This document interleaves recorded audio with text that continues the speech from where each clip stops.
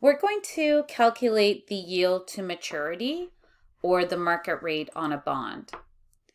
Bonds issued by the Coleman Manufacturing Company have a par value of $1,000. So that's the face value, which is also the amount of principal to be paid at maturity. The bonds are currently selling for $850. That's the present value. They have 10 years to maturity, and annual interest is 9%, which is $90, paid semi-annually.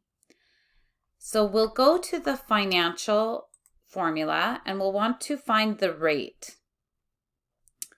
So let's scroll down here until we see the rate. So now I'm going to type in the number of payments. So it says that there's 10 years to maturity, but it pays twice a year. So there's actually 20 payments. So if you go 10 times 2, that'll come out to 20. Now the payment is the interest.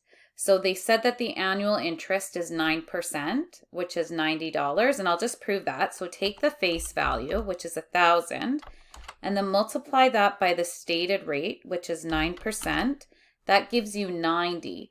But because it's being paid twice a year, we're going to actually divide that by 2. So it's actually 45 twice a year. Now the present value is the $850. Now we'll just want to put this in as a negative. So we'll always put the future value and payment in as positive and then the present value in as negative, just because it's time value of money.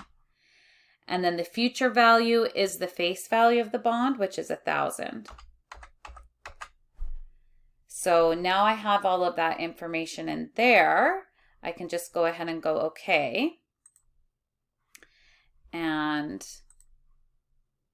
we'll just put this to 2 decimal places.